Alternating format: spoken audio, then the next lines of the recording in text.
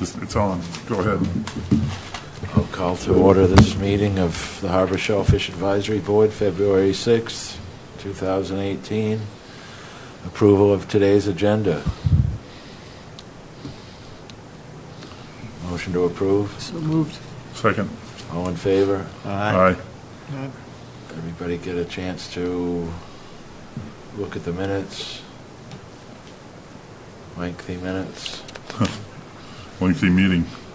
We'll start with minutes of the 19th. Move approval. Second. I don't have the 19th. I sent them. I sent them both. Sent them both at the same time. Maybe I hit the wrong. I had the 5th and I must have printed the wrong one.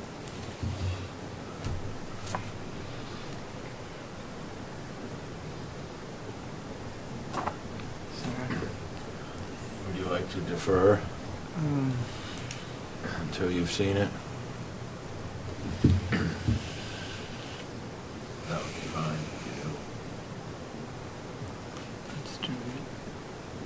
Sure. Can we withdraw the motion to approve Sure. in a second? January 16th minutes.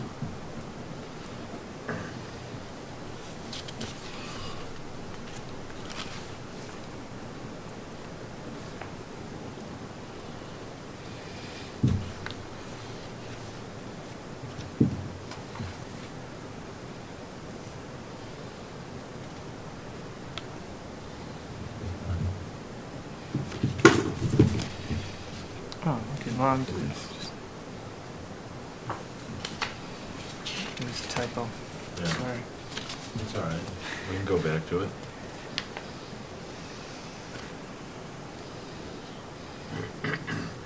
No, this is, sorry.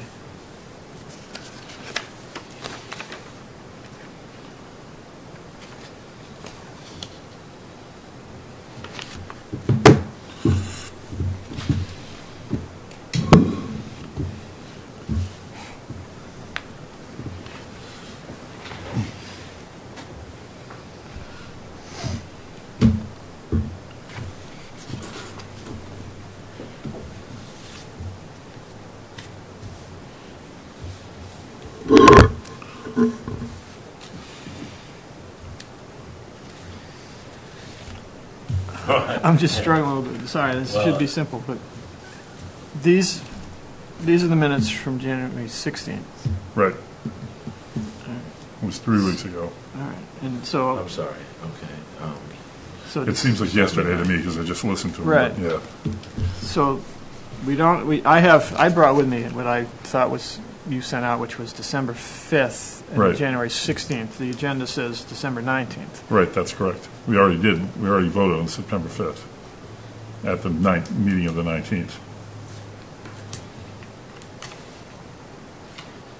Okay. And those were going to be, there was a correction that was going to be made in the December 5th ones that I sent you, Yeah, yep, but I don't see it in here. okay. I'll make a note of that. Do we still have to work on the December 5th ones? Are they? Pretty sure we approved those, but I'll go back and look at the minutes.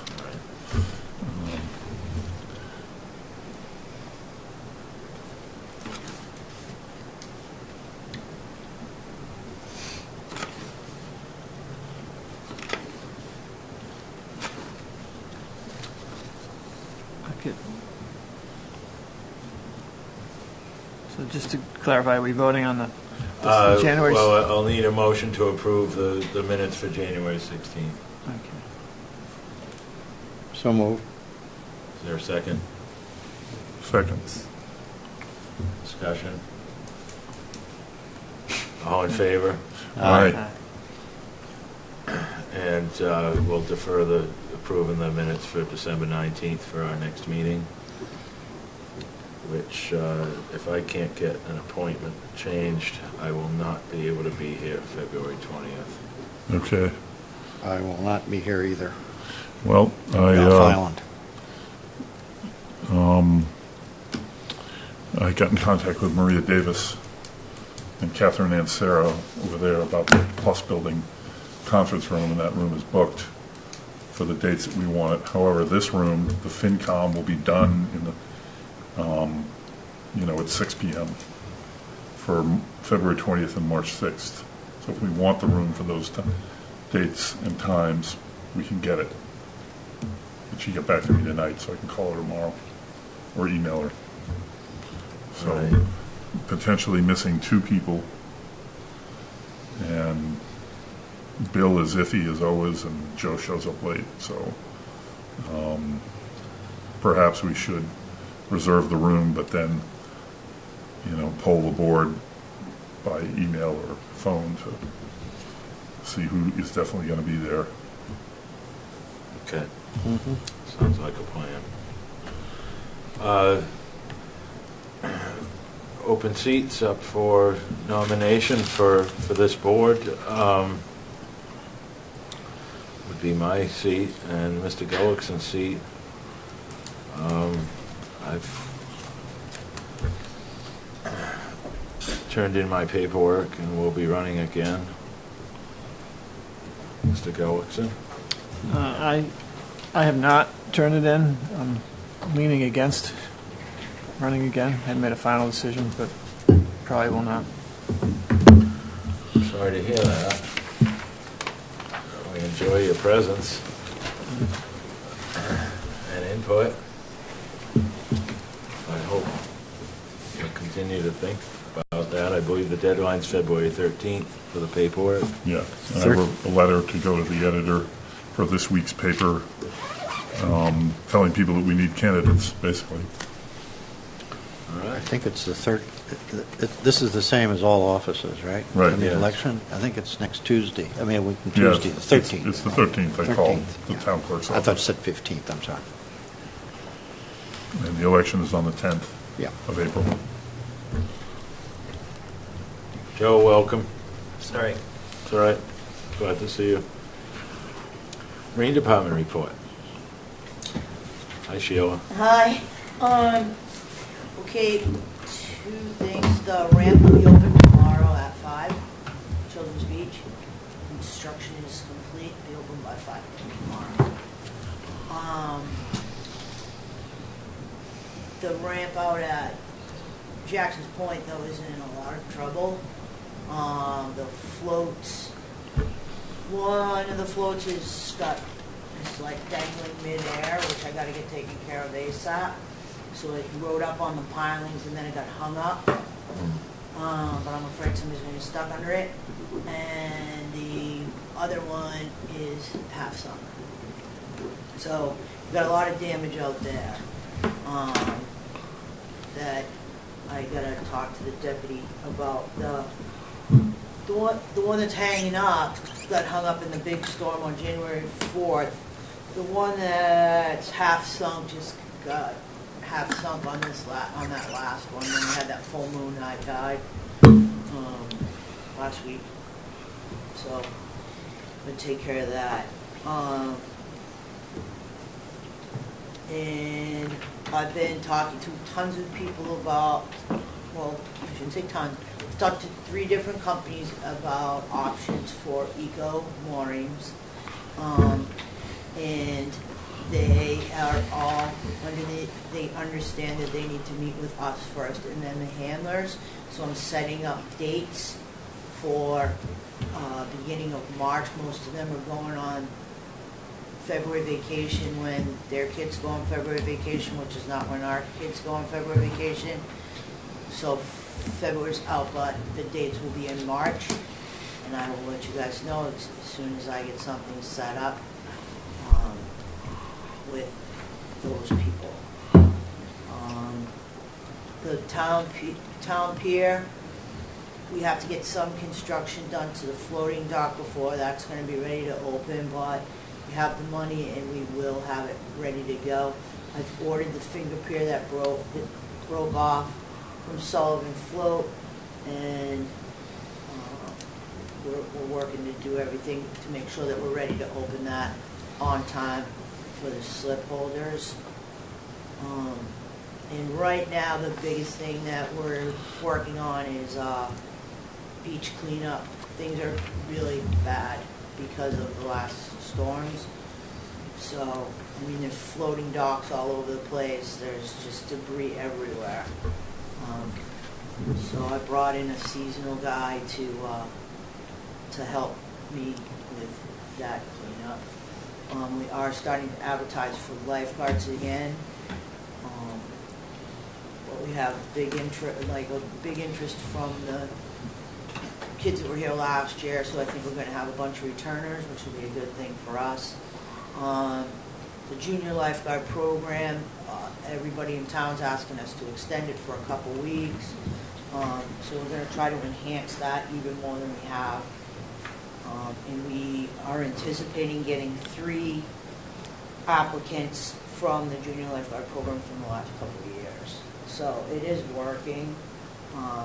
Just got to wait for the kids to get over there. So, let's do it.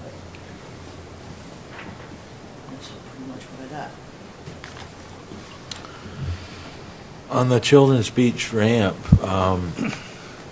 I took the liberty of checking it out the other day, and the spaces between the pads and also between the pads and the dock, I imagine they pack those with crushed stone. Well, they're going to put something there because we can't have tires falling in there. Right. I mean, I'll go down and look at it tomorrow. I did not look at it today. Mm-hmm. I was out on the beach all day, but I'll go down and take a look at it before they pull chocks and get out of here. I'm sure somebody's going to sign off on it. Mm-hmm. Has it been Deputy Chief Gibson that's the I think he's a project job guy site already, overseer? yeah. I'd also noticed that the top slab was either lower or higher than where the pavement comes. It seemed like quite a difference. I'll take a look at it. Again, I haven't really been paying that close attention to it, but I'll take a look at it before they go. But I know for a fact that we said there can't be any gaps where tires can go. Yeah. Because we had that originally with the ramp, and then we had to get Miles Reese to come in and pour concretes down the side so the tires can't get caught between the pads and then the bulwarks, Mm-hmm. the 10 by 12s. Mm. Well, that space is quite substantial, so certainly a tire could go in there, but in between each slab, there's probably 4 inches, and I would imagine somebody could get their foot caught in there. Okay. And so if it could be packed with something. And I'll take a look at it. Thanks, Sheila. You're welcome. And thank you also for orchestrating all this information on the eco moorings. Yeah, we something we've been trying to do. It's just trying to get people, and shockingly, it's the retailers that we're having a hard time with, the guys that are going to make the money on it. But Interesting. Okay. Any other questions? Yeah. Sheila? Through you, Mr. Chairman, has the Hazlet guy seen the light yet? Eco Roads guy, yeah, but I mean, he's still like, yeah, just sitting here waiting to come meet with all your mooring handlers. And I'm like, well, you're going to be sitting there for a long time and come meet with us. We'll be happy to meet with you. But before he gets out there trying to sell them something, I want to make sure it's what we want. We got to approve it before. You got a what? We got to approve You it gotta before approve the, Yeah, you know what I mean? So, okay. but he's one of the ones that I made a date with. Or I told him to pick a date and come back and show us a slideshow of how it can happen with a dorm or anchor, or with some type of an anchor, a mushroom or a dorm or anchor. The problem is when the handler goes to pull them up, they just stretch. There's nothing to take a bite in. So they're going to have to put something so that you can take a bite, stop it, and then go back for more. You see what I'm saying? Yeah, I am, and looking at the diagram,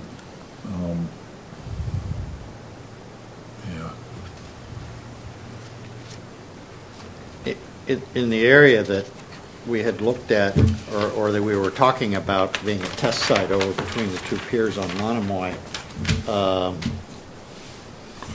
I would think that the water there is shallow enough that they ought to be able to get something attached to a mushroom or whatever they're going to use for the to hold it to the bottom fairly easily, wouldn't You they? can't really. You have to pull the ball first. Yeah, So you pull the ball, and then with the way it is with chain, then you stop. You pull it up. You stop the chain, yes, and okay. then you go get another hook, and you pull the chain. Yeah. When you go to get that second bite, that thing's just going to stretch. Yeah, okay. That's what we got to get by. Or you have a diver. Or you have somebody go in the water and just physically attach it to the, Understood, but you know the mooring handlers are going to look right at us and go, "Oh, okay, it requires a diver. Then I'm out of business, Yeah, and I'm not going to play with you." So we need to make it so that we're going to get all the mooring handlers to be on board. okay. Floppy would be thrilled to death to hear that that's the solution as a diver. yeah. That's why he wants helixes. You know, but the reality is we need to make it so that we can have everybody using it. That's the only way that we're going to be able to really sell it. There's a way to make it happen. I know that there is because I've already got a couple ideas myself. I just got to get them, meet with them, and talk to them about how to do it.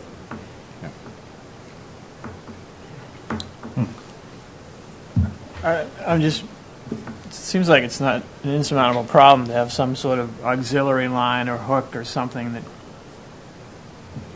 isn't the main line that you can attach to, non-springy thing. Even if you had a 4 or 5 foot thing with a little float on it, a little lobster buoy size float with another hook, and you hook onto it. Yeah, but Something, we, I we would think. definitely look into that. I would think that the manufacturers would have encountered this before and have a solution. It can't be that difficult. Well, none of them are willing to step up to the plate to tell me how to do it. So apparently it's insurmountable, but, that's what I told them. That's what you need to figure out is how to make it happen with those guys. And they're all just like, "Oh, I'll send you a video, I'll send you a video, I'll send you a video." I'm like, "Send us a video, we'd love to watch it. And we'll look at it and make it happen." Like Ken says, something that tracks the whole length of this, that has a float that keeps it off the ground, that's hooked into the weight, that all the mooring handler has to do is hook onto when they come up to it. Right, but if it's just a line, Yeah, there's, that plus there's no bite in a line. You'd have to make a bite in the line. Do you see what I'm saying? yeah. Take up the slack. So the chain goes. So you take a line with a float on it. That's terrific. I got zero issues with that. But where's the guy going to stick the hook to make the pull? So what I'm saying is, No, I understand what you- yeah. I think they Yeah. need to take a twist in the line that puts an eye in it, Yeah. or connect something with a bunch of eyes going down, Right. so that you can take a bite, take a bite, take a bite, take a bite, and go. Yeah, it's a good idea. Yeah. So I mean, it's not that hard. It's just they're not willing to come up with something. And are the companies doing well enough that they could just say, "Forget Nantucket, we're going to," or do they want our business? And if they I don't do- think they're doing well enough to do that. so if they want our business, they should, you would think, want to work with us. I guess. I agree. But I think now that this guy, the Eco Roads guy, knows that I'm in touch with 2 other companies, he's gonna produce something really quickly. Because that's what he said. I was just like, "Oh, okay. Well, if you can't figure it out, these other 2 guys are really excited to come show us what they got." And what do you say? He's like, "Well, I have it figured out. I just want to sit down with the mooring handlers." Back to square one. we'll get it done. We'll have a meeting. Well, maybe, It shouldn't be that hard. I think if you you have your stretchy cord, and then you have another cord that's not stretchy, you have a loop in the end of it, you have a little tiny float on it, you put the stretchy cord through the loop, you have the non-stretchy line is roughly water height, it's sitting there just below the surface, you hook onto that loop, pull it up. If you need a bite in the middle of it, because you don't have enough vertical, then there. It shouldn't be that hard. I'm not the one that's saying it's hard. but maybe one of us could call this guy in an innocent sort of way. Yeah, Like, get first to it. call him up and say, we've heard this, and we're really trying to make a recommendation to the Board of Selectmen about this, and we'd love it if he'd come and sit down with us and talk with us, and I don't know. Well, let's see what he does now that he's got, like I sent him a bunch of dates to come take a look, come up with something. And if he doesn't respond to that, then sure, absolutely.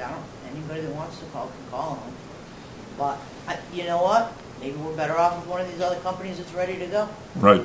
I mean, you're in business, you want business, and you're I don't know what he's thinking. You're showing him the way so that he can serve us, and he's going this way. Exactly. So, Yeah, I would think that if he gets wind of the fact that there are other people that are coming, talking, and doing things, Very that excited he's Shellfish probably back. going to, unless he's just a terrible businessman, he's probably going to get a little more motivated. So I would encourage you to move forward as fast as you can with anybody that you can to get in here to talk to us, because I think that'll create perhaps some momentum rather than trying to get them all in together at the same time. Oh, I wasn't going to do them all at the same time, trust, Yeah, because okay. I don't feel like listening to that either. But I was going to do like a time, like a window. Yeah. In a 2-week window, have one on Tuesday, one on Thursday, one on Tuesday, one Yeah, on okay. Thursday. Yeah. That type of a thing. Yeah. Because I promised Cormac that Yeah. we would do it. I think it's- Cormac met this guy. Yeah. And Cormac sat through his thing before, and he said the same thing. We all said the same thing to him. And he promised us all day long, that he was going to get something to us, get something to us, get something to us. And then all I keep hearing from Lindsay Marine and all these other people, like, who the hell is this guy that's telling us that we need to tell the town that they need to go to Helix Mooring so that he can sell his product? And of course, the mooring handlers don't even want to hear the word Helix because they go out of business. It's a circle, but we are working it. We will have something. We will have an answer, and I'm confident that we'll be able to get some test ones in for the spring. awesome. Thank you. Thanks, Sheila. Just a curiosity question, if I may, Sheila. There was a contractor working on one of the piers in Monomoy. There for a very short time, but a fisherman told me that there was like an engine and a transmission somewhere out there, and they were hoping they were going to be able to reach it. Any news on recovering something like that? Nobody told me anything about that. All right, okay. Somebody tells me when I know, because I can work with AGM, I can work with a bunch of these guys. I just need to know where the stuff is that they're looking for. Well, I'm drawing a blank on who told me about this, but if I think of it If you again. think of it, and it's, Yeah. I got no problem. AGM is around for a little bit now, Mhm. and we can make a deal with them easily. I also noticed during one of the astronomical low tides we had like a beam on Washington Street. It was on dry land during the low tide, and That's from our pier. yeah. Yeah, and that's what we're doing. That's why I brought the seasonal guy in. Him and I spent 6 hours with chainsaws today, just cutting stuff up like that. Like the pilings came out of the bull basin. There's pilings all over Washington Street. There's beams. There's 10x10s from the end of our pier. The 10x10 batter boards. There's all that stuff. Today we were working in Nantucket, but Washington Street we're going to get there. We got a lot to Yeah. do. There's a lot of damage, a lot. Sorry to hear that. Yeah, me too, but we At gotta get it least cleaned up before that. You've got a honey-do list. Yeah, it's a long All one. right. Any other questions for Sheila, comments? Thank you very much, Sheila.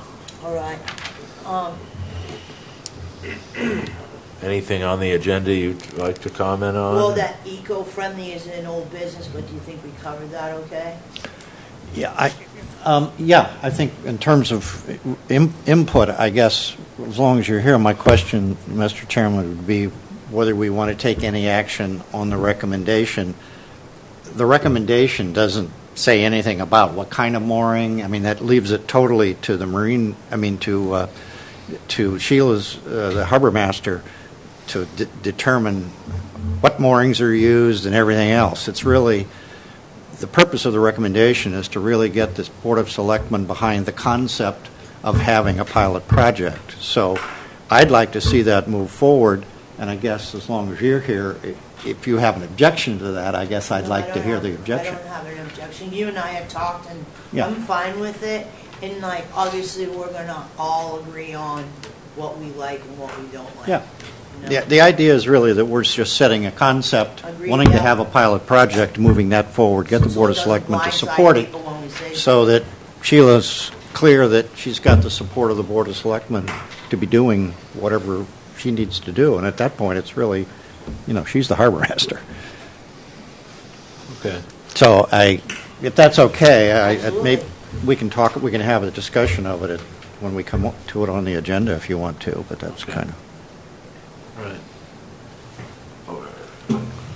If you'd like us to move forward, I don't mind taking that out of order either. Oh, if you don't, that'd be great.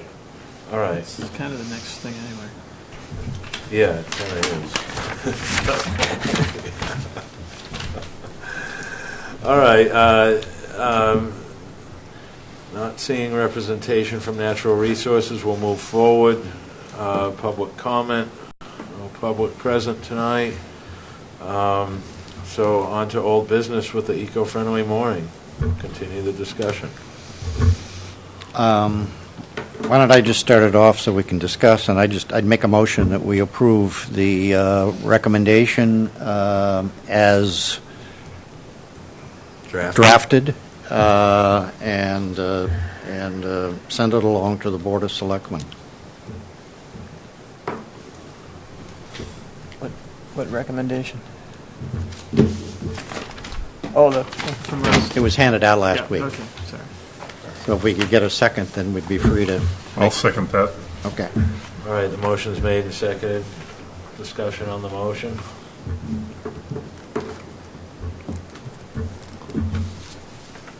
I've tried to make it in terms of, the cover page really goes into the background of what we're trying to do and what we're not mandating. And I purposely tried to draft the pilot, or whatever we call it, the second page, as general as possible, so that it really, we're not making the decisions as to how and exactly it gets implemented.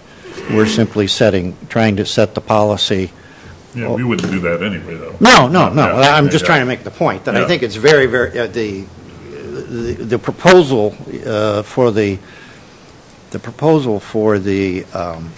pilot project is very simple structure. It kind of identifies where, or it even gives two places possibilities. So it really leaves the harbor master with tremendous flexibility in terms of how she wants to implement it, which is the way it ought to be. It just gives her our backing. basically. Yes, right. Yeah. That's the intent. Do you interpret it that way, Sheila? I do. You've Yeah, reviewed I it. think it's great. Yep. Okay. Ken? I have a question, I guess, really for Sheila. It says that town would identify boat owners who have moorings from the project site and contact them and their mooring handler regarding the project. The affected boat owners should be offered the choice of moving their mooring to a suitable new location outside the project area or to convert to an eco-friendly mooring. Is that a viable option? Are there areas to move people to if they don't want to opt to it? Yeah. Yeah, well, because if it's between the two piers and they're in Yeah. between the two piers, they don't want to do it. or they don't want to participate, I can just move them out a little bit farther, there's room over there to do it. I'm kind of thinking though that,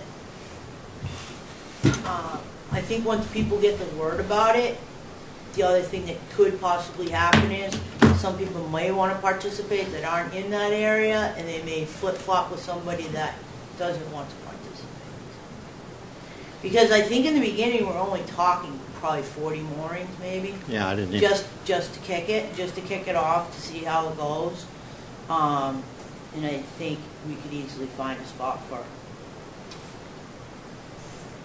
40 moorings. Oh, I guess it's a little bit more than that in there, but we could definitely do it.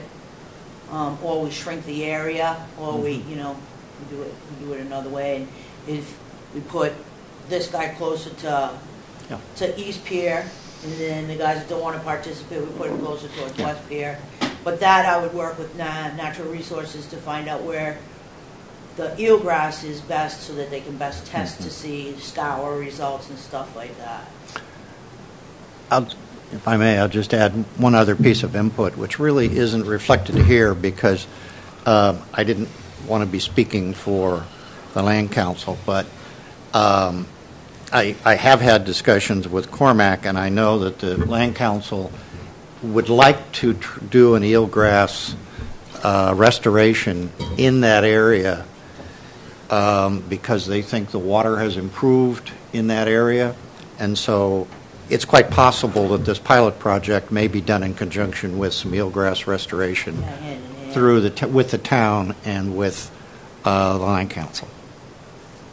So, but subject to that, so they would be free to figure out where it is they're actually doing all of this.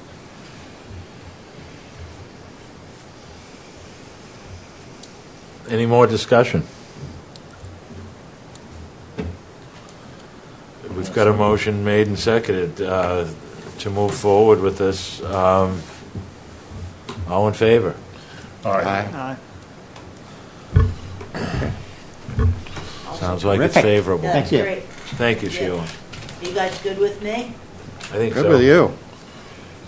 All right, thank you very much. Have a good evening. We'll see you guys. Update on Mr. Kuntz. If possible, were you Sure. able to find out something? I did speak with someone like the day after our last meeting, and things are always subject to change, but his expectation was that Mr. Kuntz would be back on the island within a month, which is now meaning within a week or so. So based on that conversation, my expectation would be that he would probably be back in time for our next meeting. No? Good. Excellent. Again, the person I spoke to doesn't control things necessarily, but he's in a position to know. Would be a reasonable expectation. So based on that, as I said, I would think he'd be here, at least on island. Excellent. Well, thank you for that research and sharing that with us. That means we only have to worry about 2 seats. Or 1 seat. Goals and objectives. And we're going to go right by commercial fishing vessel survival because Bill's not here. And do we want to continue that for the next meeting? Yes. Okay. Yes. All right.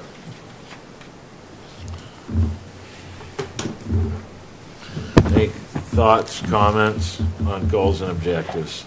Truthfully, I've not looked it over. So, I gave a brief look.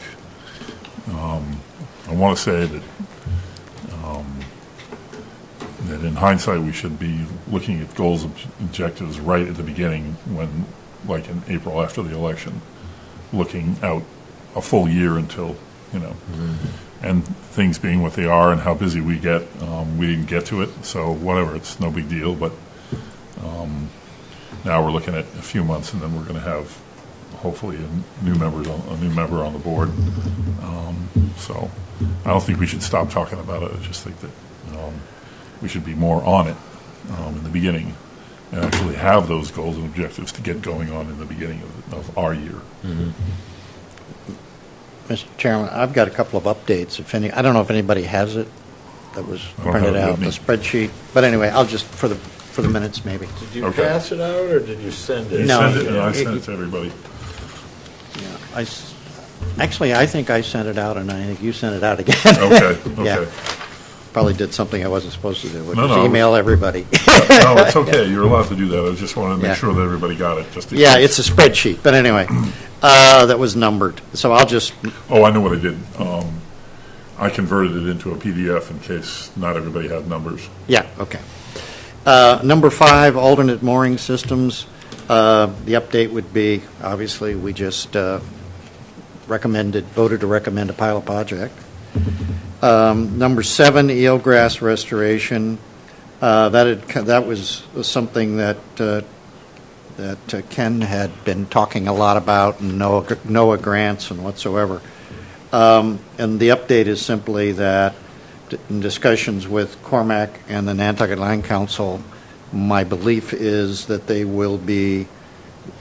are interested in supporting and possibly funding or helping provide funding for some eelgrass restoration in that Monomoy area between the two piers. I don't know where I haven't spoken to him in the last month, so I don't know where that stands, but he was aware of the proposal, the recommendation, that he was aware of what we were discussing, which was the recommendation to the Board of Selectmen, and was supported that. I think those are the two. Oh, there's one other. Waiter safety, which was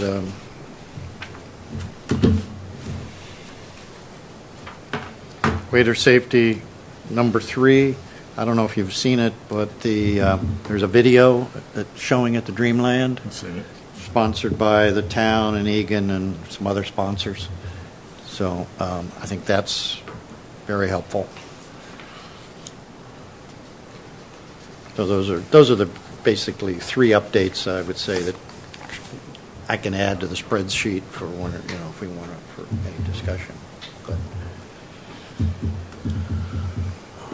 I was glancing through the town warrant, I believe, and is there an article being proposed about banning a certain pesticide? And, is this something we're familiar with and something that we want to, I've been told it's glyphosate. But it is glyphosate. I've been told that article is not technically legal, even though the town's attorney has already looked at it. But it's pesticides are controlled by the state, therefore a town can't. At least that's what I heard. Or I saw in an email from It's an herbicide, right? the pesticide. It's an herbicide. It is? Okay. the pesticides, whatever's in Roundup, right? No, that's No? an herbicide. Roundup is a defoliant. I mean, it kills Yeah. vegetation on contact. Pesticide is something that kills bugs in your lawn. Yeah. So there's a distinction. And I think that this is probably a really important issue, seeing that people think of glyphosate as Roundup. Roundup is one of 8 products that contains glyphosate. What happened here was that the Pond Coalition, to get rid of the Phragmites, sold a product called Aquapro. Aquapro is glyphosate under a different name. So that was sprayed on large portions of the Phragmites, both on Long Pond and Hummock Pond. Now, Cormac's discussion of this, which I thought was very cogent, was if you don't use it, you're going to lose the ponds to eutrophication, because as the Phragmites grows, it dies, creates sediment, and eventually those ponds will get narrower and narrower and narrower. So the decision to use the AquaPro was to facilitate not losing the ponds. But there are people who live on those ponds who didn't know that it was glyphosate when it was sprayed. And I thought that that was a problem. But many other people did not think it was a problem because the people on Long Pond and the people on Hummock Pond didn't want to lose their ponds. Understood. But I think there's got to be some clarity here. Now, I don't know if the state regulates herbicides as they do pesticides, but they're two different issues. That issue has come up in the fertilizer committee, and I can't frankly remember how that came out. But we were having discussions of the next, having made some progress on fertilizer, what we might be able to do with whatever else landscapers might be putting on things, which I guess would be herbicides. There's not much that you can use. And there was some discussion of that. The only reason I mentioned Roundup is because I thought in the warrant it mentioned Roundup. It did. It's Article 59, correct? Well, Yeah. it's not a pesticide. It is an herbicide. Yeah. The same thing that was used in Well, Yeah. and that could have been a, So the same substance. Well, no, it's the stuff that was used in the gel. It's a defoliant, Yeah, yeah. it was a defoliant. But it was It's not similar. Agent Orange. Right. No, it's not Agent Orange, but it's similar. and it's possible a mistake was made that the word pesticide instead of herbicide was used, or, That's typo, probably- or, Yeah. is somebody here willing to do a little more research on this and see if it's something that we should be I'll do it. getting behind and Our medical man. somehow creating some awareness for support or not if this article makes it to the floor. Well, I'll be glad to do this, but I probably will miss the next two meetings. I'm happy to do it and send it in, and I was going to bring that up at the end because if I'm not here, we don't have a quorum. Yeah. Yeah, but Fritz is going to miss the meeting, and he's vice chair. I'm definitely not here for the so next that's meeting. two I'll be off island. 2-3 people that might not be here. Ken is iffy. Yeah. But I think that, I'll be glad to look it up. It won't take me long. I think you're the It's best one of- person for it. I think it's because one of the you- things that I'm really, You understand Yeah. the science. I'm really interested in this stuff. I mean, Yeah. I think that it's important. Look at that. It's Article 59 is what I saw Okay. the emails back and forth. I will check it out. Yeah. And it was someone in the Nantucket Biodiversity Initiative committee that I'm a member of. Okay. And they were talking about it back and forth, and, we have to watch out for this. And I was, pesticide. But what made me think that I should respond, and I didn't, but what made me think was that, in general, the state is happy when the towns make their laws stronger. And they don't mind that. What they don't want is the towns and the cities and towns to make their strong. They won't allow you to make them weaker. So That makes sense. I was going to say something, and then I was like, wait, I'm going to stay out of this until I know what I'm talking about. So I need to find out, first of all, if herbicides are regulated by the state, number one. Uh-huh. And number two, if not, what we can do to make recommendations about its use. And Something there else- needs to be yeah. some word Something else to change. consider is that, and the fertilizer committee maybe is aware of this, but fertilizers that the commercial farms on the island may or may not use is regulated by the USDA and not the state, Right. and certainly not the town. So those could be, if the farms decided to be, it could be an X factor for us. On the first issue, you may want to, I would suggest that you call Roberto Santa Maria at the Health Department, because he heads up, the fertilizer committee is one of his committees. It's under the Health Department, and we've had that discussion, and I think he'd probably have the answer to what's regulated by the state and what isn't. well, if the state regulates it, it doesn't necessarily preempt the town from doing so. There's different rules for different things, and some things, like wetlands, the town has its own thing and can be more restrictive. But like driving on the roads, the state kind of doesn't allow you to change that very much unless there's special permission to do it. Okay. So if it is preempted, not only regulated by the state, but preempted by the state, then if the town really wanted to do it, you'd have to get legislation passed by the state to permit us to do that. Do we It's not know- impossible, but it may be a different procedure. Do we know who introduced that article? It's a citizen article. Okay. It'll say the sponsor at the bottom of it. And if you didn't get a warrant in your mailbox, it's, you just go onto the town's website, Yeah. click on town meeting and elections, it's there. What did I hear? I think I heard it on NPR, maybe it said, we've got a large warrant this year, but nothing really important.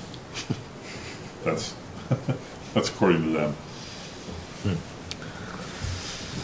always some article that is just a sleeper that you don't think is going to be a big deal, and someone brings it up, and then we talk about it for an hour and a half. Do they mean nothing controversial or nothing Yeah. important?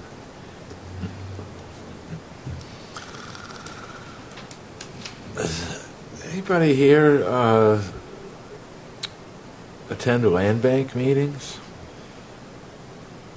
No, not land bank, no. No. Sorry. All right. Well, this was on my list anyway, and maybe I can get in touch with somebody there. I'm just in looking over. It's before the one you sent, but I have an older goals and objectives here, and my ideas of another boat launching ramp, and it just seems to just dwindle and dwindle as far as possibilities of where it could be. But there was made mention, it may have been Carl Sherlin, or it may even have been mentioned by the land bank to try to incorporate a ramp at the petrol landing. And when I first heard that, I thought, well, that's going to be very limited as far as maneuverability into there. But on the other hand, now that what we've been through this season with Children's Beach, I'm thinking to myself, something is better than nothing, because I have spoken with several scallopers who just opted not to go because they're so used to trailering that they just decided not to keep their boat in the water. And Not to go fishing correct. because the boat ramp is not closed. being able to use it every day and take their boat home. And these were people who that fish only in town, but not Correct. from Nantucket. Correct. Yeah. So, I mean, that's not my only reason, of course.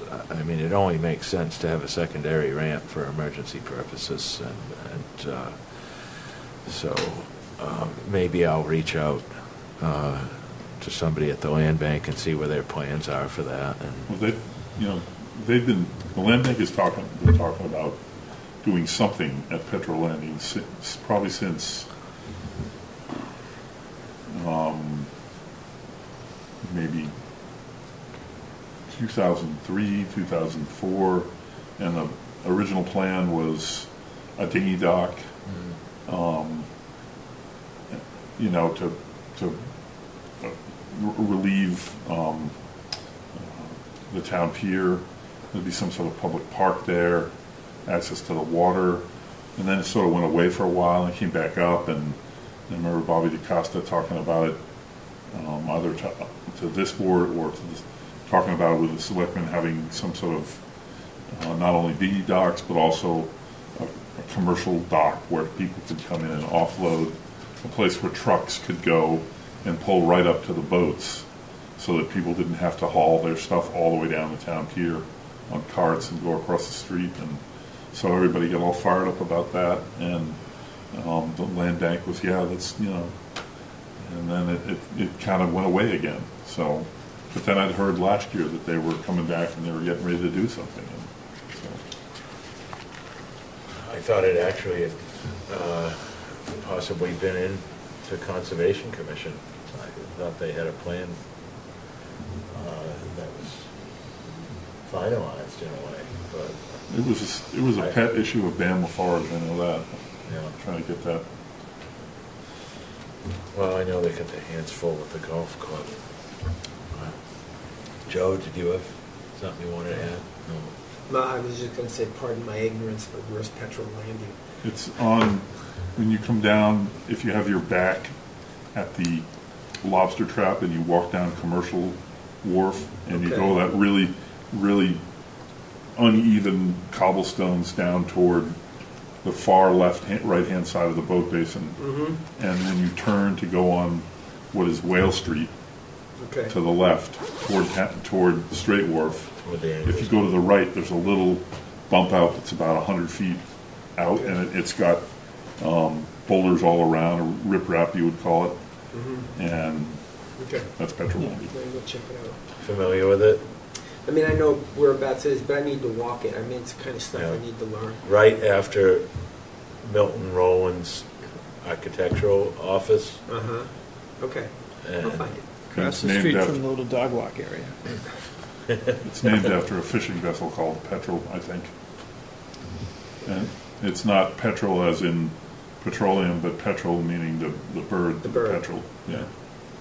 That's what I thought. interesting because the fuel dock is all the way down to the end. It's Yeah, a nice, It is, but if you strike out trying to find a place to park in town, and you do what I always do, check down by sales, because there's no signs that say that you can't park there for however long, and you find a spot, and it happens to be low tide, then when you get clear of the Great Harbor Yacht Club, you go down there on the beach where the surfboards are, and you can walk all the way all the way along the harbor, go underneath the pier, and then you come right out at Petrol Landing and walk right up. It's, yeah, it's nice.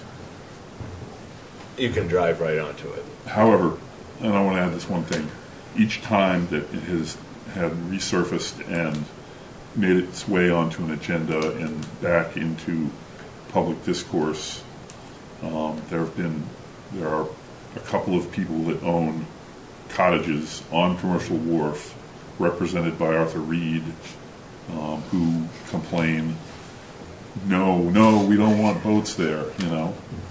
And there's always the letters to the editor about, are you, in so many words, dense. You're living right on the harbor, but they don't want a more of a commercial feel to it, I guess. That's just what I remember. So it may have changed. You can ask Arthur. Maybe. Maybe not. It's my partner. Any other thoughts, comments, ideas on goals and objectives? Okay, we're going to continue. Respect to Bill Blount, commercial fishing vessel survival. He wasn't able to finish his presentation, and I'm certainly interested in hearing more when he gets the chance. Yeah, it was, to listen to it a second time, I mean to go back and transcribe all of what he said. And somebody should That would be good if you somebody would. should Yeah. write a story about him. I know Bill's been Yeah. written about a lot on the island. All the magazines and publications have written stories about him. But he next to Tom Dunham and Dan Pronk, he's one of the last, guys going outside the harbor for fishing. I mean, I think from a historical point of view, it's important. And I think his story is compelling. He seems too gentle to fight for himself. And the question becomes, what can we do to further his agenda? I mean, he's just a very humble and quiet man. You just don't... At least that's my impression. I don't know him other than having heard him talked that day, and it seems to me that there could be people that would drown him out very easily, and he would not gain much. You should. know? He sent me an email. I don't know if he sent it to you guys or not, but he sent me an email after that meeting and said, "Go on Netflix and watch." There's a series called Rotten. Go on Netflix and watch episode 6 of Rotten, and it's about the food industry, the mass production of food. So there's one on bees, there's one on chickens, there's one on milk, I think, which I haven't seen, and there's one on fishing, and it's everything that Bill was talking about is explained in detail in this episode. And they talk about the guy who's in jail now, the Codfather, and they even have him in it. They have him in that episode. But and listening to it again, it just struck me. It's like, here he is. He only gets he gets 1,000-pound quota of cod, and the laws take so long to be set in place. And by then, according to Bill, the cod fishery's coming back. Mm-hmm. So now it's even harder to go out and get 1,000 pounds, not because you can't get it, but because you get too much. Right. And then you can get busted. No, he has to keep it and buy it from the state. Right. Right. Right. I mean, that was hard for me to. I had to actually have him explain that to me again because I just didn't understand it. But if he gets 6,000 pounds and he's only allowed 1,000, he can't throw those 5,000 back. Unless, of course, he doesn't have an observer on board, right, and then, right. or if he's an observer that he has to pay $800 to. Well, I know what Bill is. He's a religious person. He's a religious person and a person with good conscience, and so I don't think he's one of the unscrupulous guys who's going to break the law. Well, our federal government is set up not to support individuals who are not. HDC, up there. HTC? Thank you. HDC upstairs. Is this the, This is the Harbor and Shellfish Advisory Board. apologies? All right. There'll be a lot more people up there. Yeah, there will. Welcome to stay. More shouting. But there's all sorts of things that are set up against guys like Bill because they favor big commercial enterprises. Right.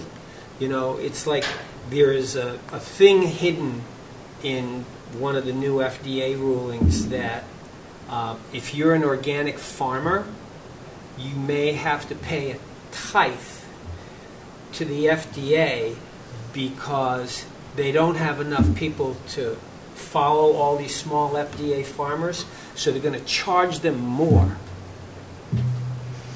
or penalize them for growing organic food. So this is the same thing. You take a guy like Bill, and it's just that the marine laws don't change, and that the big trawlers. There's this thing Blue Planet on right now. Yeah. It's about the oceans, which is phenomenal. And on the second episode, they were Netflix. talking. Yeah. Actually, it's on PBS right now. No, it's not. It's on, BBC, isn't it? Yeah, it's one of the public education Right. channels. Yeah. Blue Planet. But the thing, Blue Planet. It's Blue Planet 2. There's Blue Planet 1, which was in 2003, and Blue Planet 2 is current. But it just talks about the oceans. But one of the things that amazed me is that commercial draggers can now run nets 2 and 3 miles down. That they are destroying under deep sea reefs that are essential to things coming back. So there's really this is a really complex issue. And an environmental Wouldn't a weirdo. reef destroy a net? These reefs are not as you think of them. They're very delicate looking. Watch the episode. It's episode 2. This blew me away. Blue Planet 2. Yeah. Okay. Just it's really phenomenal. And each episode deals with a different aspect of the ocean. The second one deals with deep ocean life and the stuff that's down there, which is pretty amazing. But that's where the plankton and the smaller fish rise from that come up that feed the bigger schools up above. It's pretty amazing. Destroying things is a relative term. You Right. scrape sort of the top layer off of something. And that's the living layer, and once it's gone, it's That's really good. hard for it to That's a come good way back. to put it. Kind of like driving over the, Beach grass. and then, one car goes through there and the tracks are there for years, and that's when you only have tracks, not the whole. They cover the islands being built by China on top of reefs. No.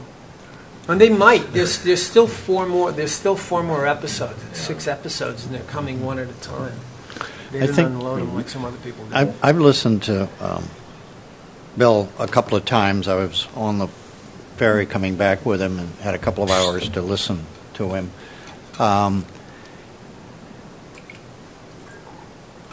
I'm not sure what we can do to help him other than the question, and I guess the question is it us or is it somebody else? Other than the question of, is there anything the town can do to help him be more economic? And I guess I mean by that, he's raised the issue of docking fees.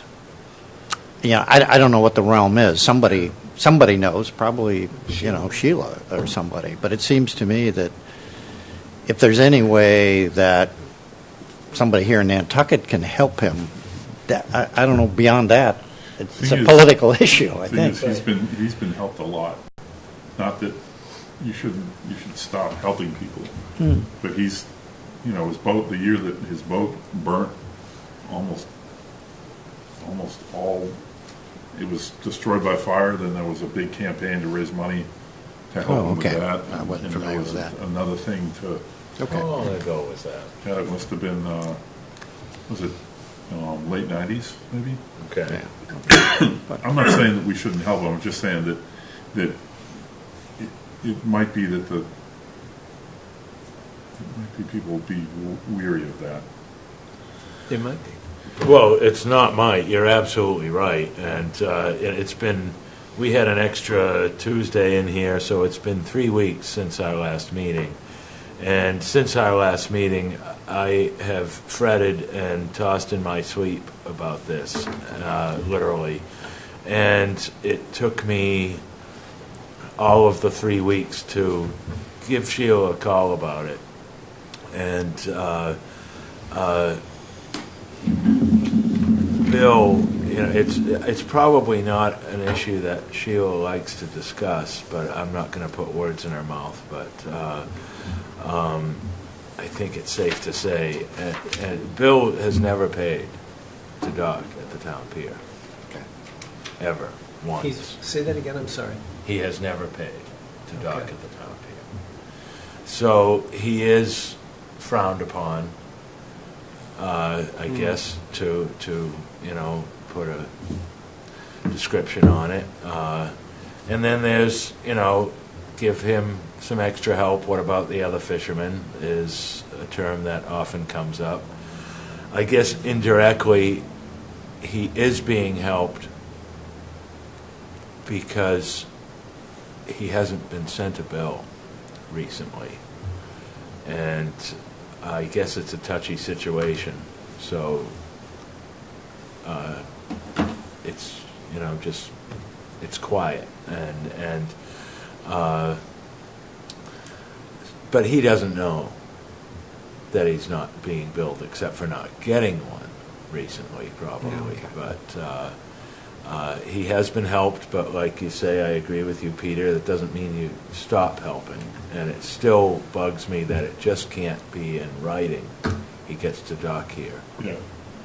Well, maybe until it blows 35. She doesn't want him there when it blows 35, and I can understand that. His boat has caused damage. He hasn't paid for the damage. His boat caused damage at the boat basin. That's where the fire was, at the boat basin. Right. And he caused a lot of damage there when he had the fire. And because I also wanted to approach the boat basin when it's blowing over 35, can he dock inside like the Coast Guard gets to? Dock at the fuel dock, which is, or not the fuel dock, but the unloading dock where the barge comes in, the big one in the middle in front of the Anglers Club.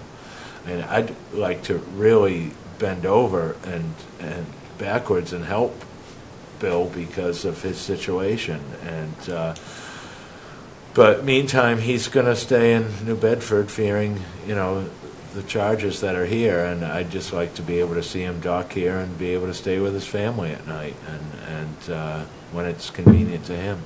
One thing also to consider, which really rang a bell when I listened to the minutes, was Bill saying, "Look, I'm 72, and I don't know how much longer I can do this anyway." Mhm. So I kept thinking a best case scenario was what he was describing. I went online and looked on GIS and saw how much his house was worth, and it's worth like $700,000-800,000. That whole property. He'd probably get 9 for it. He goes to New Bedford, buys a house outright. He can afford to fix his boat and have plenty of cash on hand to live. And then maybe he comes here and sells fish, and he can pay his fees. And at least he has that option. He gets clear with the mortgage or whatever. I'm sure he's not going to get the full amount, but he'll have enough. And it made me feel better after I listened to that, and that he's not going to be out in the cold, and he'll be able to still fish until he's ready to stop. And so it made me think that maybe trying to do another all-out effort to get him to stay here might not be good for him anyway. But it doesn't hurt to let him know how much he means to us and how much we don't want him to go, and try and help him however we can, I guess. I think it's safe to say he's so persistent he will sell his house before he sells his boat. Right. Those were his Yep. words. So, that's passion, to say the least. And if he does sell, hope I see properties in that neighborhood actually reaching 1.2. So hopefully he keeps himself up to date on current values. It's something about his boat. His boat is a twin screw boat. It's a powerful boat. I don't know what the horsepower is, but it would be sought after. If the industry comes back like he says it would, then, as he says, your permits and your boat become really valuable. So it's another asset. But you're right, Andy, he probably will sell his house much quicker than he will sell his boat. I mean, it just grabbed me about how he said that twice he had to call his wife and tell her that he wasn't coming home. And then both times he came home. And then he says he's 72, and he doesn't look 72, but I'm sure he feels it inside. Sure he didn't say 78. I said 72. That's what I thought. Maybe it was 78. I thought I heard 72.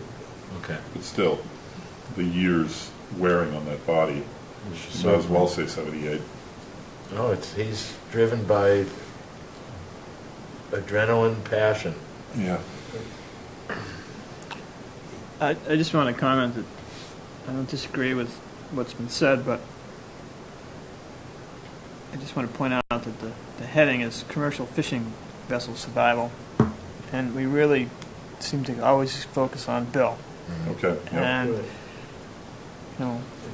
is there going to be something that would encourage somebody else to pick it up if he retires? Are we going to ever have a fleet here, or is it Yeah. just not economical to do it, even if you're not paying the fees, or if he can only do it because he has all this equity in his house, that doesn't look too good for anybody else coming along. So I just would like to broaden the discussion a little bit more, to not focus so much on him. Well, I need to call Dave Franzuto and find out if money that we might get from the Army Corps of Engineers is dependent on how many fishing vessels are based out of here. That's an important thing. So,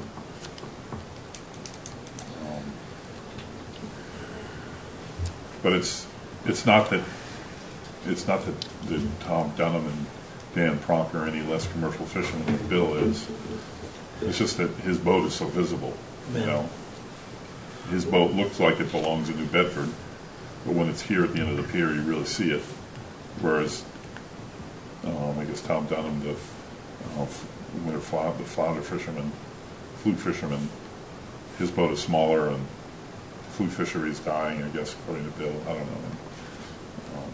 Dan Pronk has a boat that's more like a large lobster boat than a big trawler like Bill's. So, Keeps in Mannequin too, doesn't he? yeah.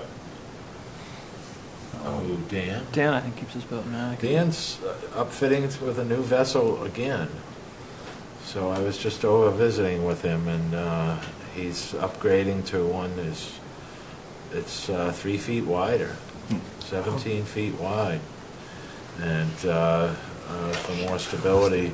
Dan is a real go-getter. He, I mean, I can understand your feeling that we may be compartmentalizing Bill here, but Bill's the one facing some difficulties right now, and we're not seeing. I should have had Bill go out in front of us versus stay here to present to us as though he were a member of the public. But if Tom Dunham or Dan Pronk or anybody else trying to fish out of here were before us, I'd want to see the same treatment. And if there were some type of, I mean, truthfully, I'd like to see any commercial fishing boat be able to dock at a reduced rate here, if not for free, because there are so few. Just to help encourage, and maybe that would, spark some interest in somebody else who lives here. But we'd have to separate that from, like, charter fishermen, because they consider themselves commercial in a way, but they're seasonal. They have other jobs. They're not relying on this year-round. So it is a tricky situation, and we're just talking right now. We're not coming up with any proposals. I'm open for any kind of ideas, and when somebody's house burns down, we help out the person whose house burnt down, not everybody who has a house. So I'm just yeah. thinking, It's something that we have to be careful how we word it, so it's not misinterpreted. It should definitely be, whatever we come up with, whatever construct we come up with, it definitely should be among the goals and objectives. I to agree. pay more attention to that, have more time discussing how we might have a lasting impact on their survival, something like that. To reiterate something that Peter said, if in fact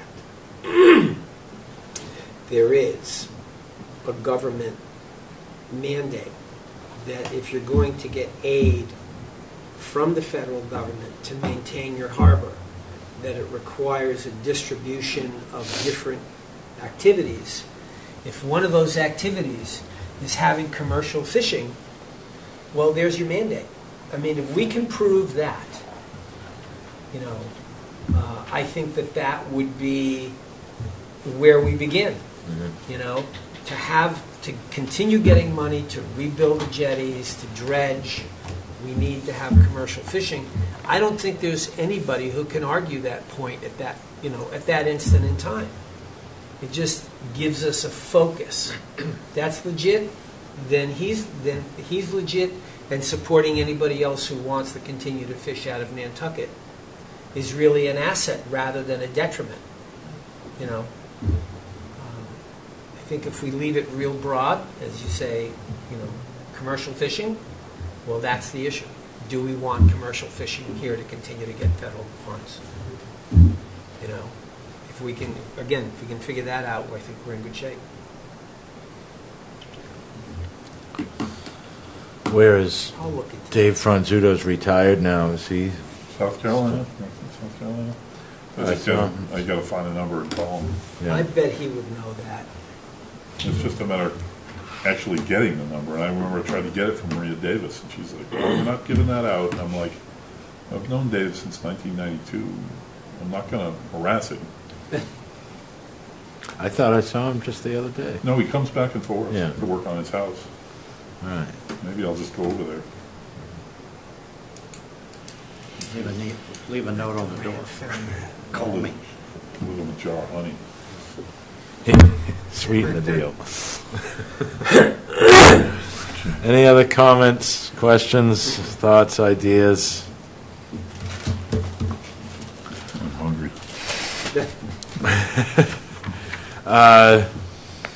Recap items for our next meeting. Any ideas, thoughts, comments? Not at the moment from me. Looks like we won't have a meeting on the 20th, or is we gonna not call that yet? Oh, I just asked today if I could be put on a wait list to see if I can get it. I have an appointment at 2 with a hand doctor and on the 20th. So if I can get it backed up and get back at on an earlier boat, then I could be here. But I'll tell Maria to schedule us for both dates, just in case, knowing that we're all going to be here for March 6th with our best clothing on and bright and cheery attitudes, because there will be a camera in the audience. Peter and I make up the agenda the Friday before, or is that Monday is a holiday, so we'll have to make it Thursday, because that Monday is President's Day. So Okay.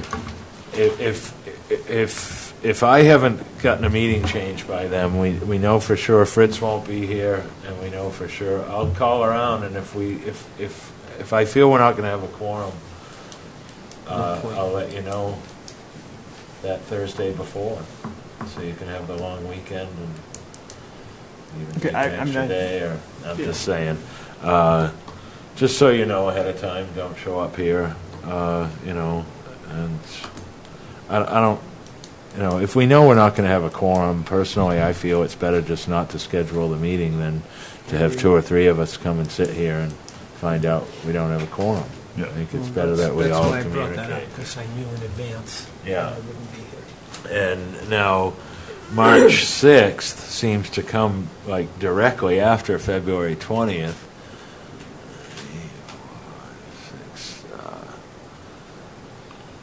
But that is not part of the school vacation week. The school vacation week is the 26th to the 2nd. So, okay, I should be able to be here the 6th. Anybody else? Issues I'll be here. with the 6th? I'll be here. I'll be Okay. here. All right. Well, before I entertain a motion to adjourn, I'd just like to reach out one more time to Mr. Gullickson. We both, got on the board at the same time, and we didn't have our names on the ballot. And often there is not much opposition running for this board, so even if you don't make up your mind by February 13th, if you can continue to consider,